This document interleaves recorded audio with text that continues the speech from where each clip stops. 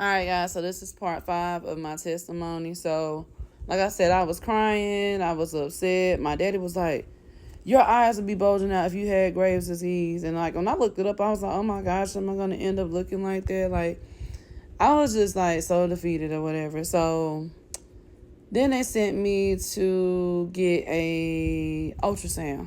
So when I got the ultrasound done, and then I went to work. Okay.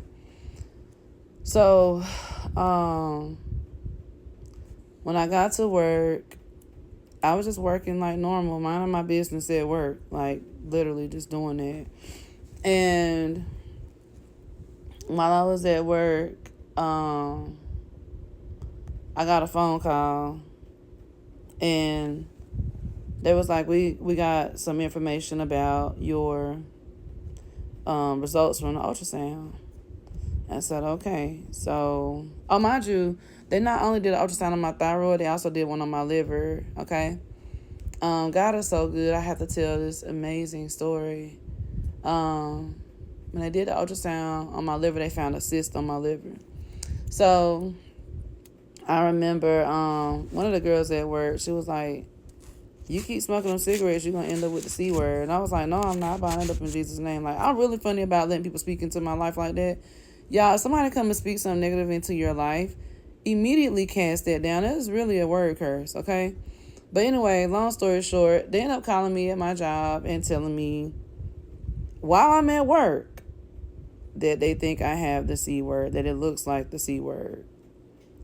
So I tell Dave, my supervisor, I'm like, "Dave," I'm really like, y'all, this is like thinking back, like looking back on this, like where I was mentally when I was getting all of these different messages from these people.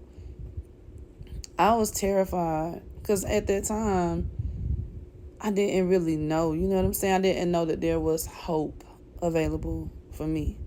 This is why I want to share this story. So they called me and told me that. So I told Dave, and I was like, "Dave, I need to go home." And he was like, "Why do you need to go home?" And I just broke down crying. I was like, "They just called me and told me I have the C word." And he was like, "They told you that at work? They called you? Are you kidding me? They called you at work to tell you something like that?" He was like, "I'm so sorry. Yeah, just go home. You can go home." And so I'm crying. I can barely walk. Like, I can barely walk because I was so scared at this time. And I remember this older woman. Her name was Miss Twinette, and she was a very, very instrumental blessing in my life. Like, God used this woman. She don't even know how she changed my mind, how she changed my life. Like, God used that woman in my life tremendously, and I really wish I could get in contact with her because I can't find her anywhere, and I hope that she's okay and her family is okay. But I remember her telling me, she said, "Baby, what's wrong?" And I'm telling her, "They told me I had a C word." And she was like, "What?" She was like, "Oh, baby, don't listen to them. You just need to meet this doctor. I'll tell you about him." Or whatever. She was like, "My friend Val just went through the same thing." She was like, "They are lying to you." And so she was like, "Go home. I'm going to talk to you later." And so I got off work. I called my mom.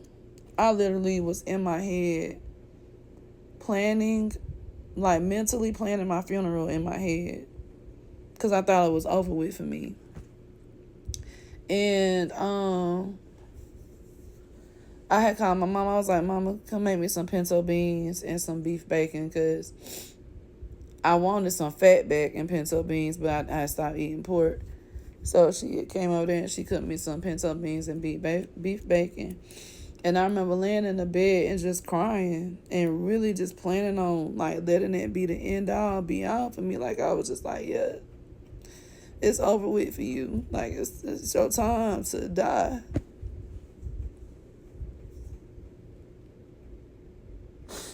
I had to stop the video.